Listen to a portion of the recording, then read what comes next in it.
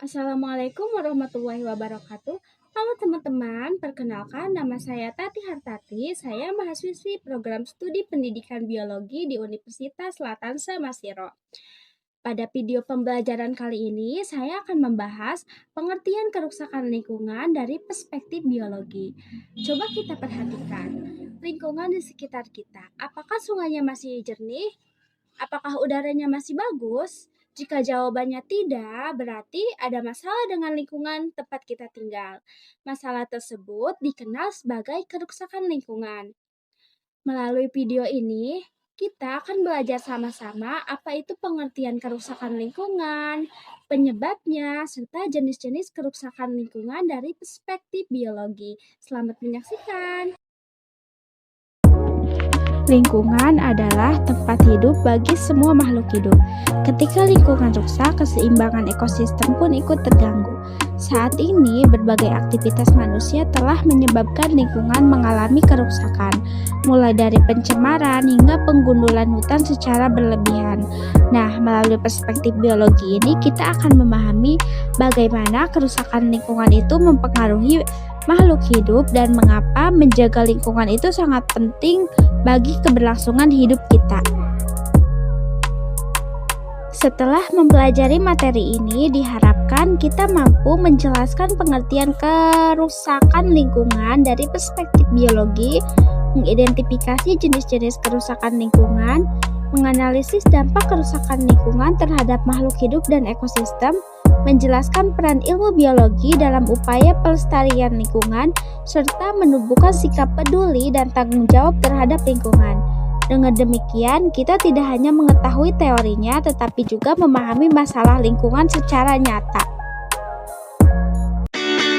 Lingkungan merupakan tempat hidup bagi semua makhluk hidup. Lingkungan yang sehat akan mendukung kehidupan yang seimbang.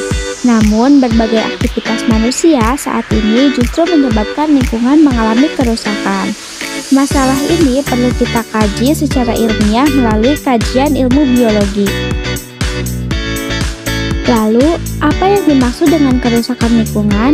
Kerusakan lingkungan adalah perubahan kondisi lingkungan yang menyebabkan kualitas lingkungan menurun. Dalam biologi, kondisi ini menunjukkan terganggunya keseimbangan ekosistem. Menurut kalian, apa sih penyebab utama kerusakan lingkungan itu? Sebagian besar kerusakan lingkungan itu disebabkan oleh aktivitas manusia, seperti pembuangan sampah sembarangan, limbah industri, serta penebangan hutan secara liar. Perilaku inilah yang perlu kita sadari bersama. Selanjutnya, mari kita bahas pencemaran air. Pencemaran air terjadi ketika zat berbahaya masuk ke dalam sungai, danau, atau laut.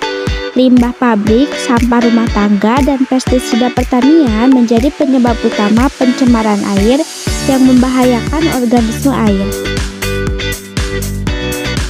Selanjutnya adalah pencemaran udara. Pernahkah kalian ngerasa sesak napas saat berada di jalan raya? Itu adalah dampak pencemaran udara. Asap kendaraan, asap pabrik, dan kebakaran hutan itu menurunkan kualitas udara dan mengganggu kesehatan manusia. Selain air dan udara, tanah juga bisa tercemar loh teman-teman. Pencemaran tanah ini terjadi akibat masuknya sampah plastik dan bahan kimia berbahaya ke dalam tanah. Akibatnya tanah menjadi tidak subur dan pertumbuhan tanaman terganggu. Sekarang kita bahas deforestasi. Apa sih deforestasi itu? Deforestasi adalah penggundulan hutan secara besar-besaran. Hutan yang seharusnya menjadi habitat makhluk hidup justru sekarang terus berkurang. Hal ini menyebabkan hilangnya habitat dan terganggunya keseimbangan alam. Baik teman-teman, pada part 1 ini kita telah mempelajari pengertian, penyebab, dan jenis-jenis kerusakan lingkungan.